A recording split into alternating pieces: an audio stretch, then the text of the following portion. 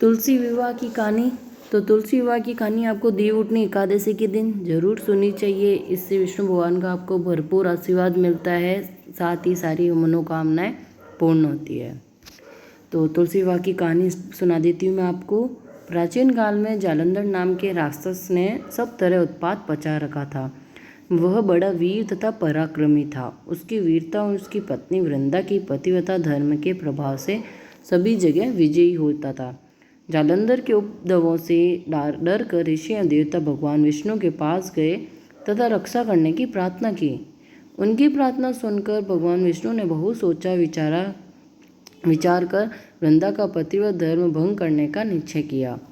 उन्होंने योग माया द्वारा एक मृत शरीर वृंदा के घर के आंगन में फिकवा दिया। माया का पर्दा होने से वृंदा को वह सब अपने पति का दिखाई दिया। अपने पति को मृत देख वह उस मृत शरीर पर गिर कर विलाप करने लगी। उसी समय एक में इस मृत शरीर साधु उसके पास आए और कहने लगे, बेटी इतना विलाप मत करो, जान डाल दूंगा। साधु ने मृत शरीर में जान डाल दी। भाव तिरेक में वृंदा ने उस मृत शरीर का आलिंगन कर लिया, जिसके कारण उसका पतिव्रत धर्म नष्ट हो गया। बाद वृंदा को भगवान का यह छल कपट ज्ञात हुआ। उधर उसका पति जालंधर जो देवताओं से युद्ध कर रहा था, वृंदा का सतीत्व नष्ट होते ही मारा गया। जब वृंदा को इस बात का पता चला तो उसने क्रोध में आकर भगवान विष्णु को श्राप दिया, जिस प्रकार तुमने छल से मुझे पति वियोग दिया है, उसी प्रकार तुम भी अपनी पत्नी का छल पूर्वक हरण होने पर स्त्री वियोग सहने के लिए मृत्यु लोक में जन्म लोगे। यह कहकर वृंदा अपने पति के शव के साथ सती हो गई। भगवान विष्णु अब अपने छल पर बड़े लज्जित हुए। देवताओं और ऋषियों ने उन्हें कई प्रकार से समझाया तथा पार्वती जी ने वृंदा की चिता भस्म में आंवला, मालती और तुलसी के पौधे लगाए। भगवान विष्णु ने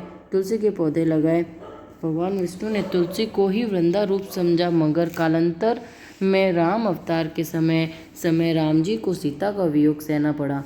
कहीं कहीं प्रचलित है कि वृंदा ने यह साथ दिया था, तुमने मेरा सतीत्व भंग किया है, अतः तुम पत्थर बनोगे। विष्णु बोले, हे वृंदा, तुम मुझे लक्ष्मी से भी अधिक प्रिय हो गई हो। यह तुम्हारे सतीत्व का ही फल है कि तुलसी बनकर मेरे साथ रहोगी। जो मनुष्य तुम्हारे साथ मेरा विवाह करेगा वह परम धाम को प्राप्त होगा। इसी कारण शालिग्राम या विष्णु भगवान की पूजा बिना तुलसी दल के अधूरी मानी जाती है। इस पुण्य की प्राप्ति के लिए आज के कलयुग में भी तुलसी विवाह बड़ी धूमधाम से किया जाता है। तुलसी का कन्यादान करके तुलसी विवाह संपन्न करते हैं, अतः तुलसी पूजा करने का बड़ा ही महात्म्य है। बोलो तुलसी माता की जय।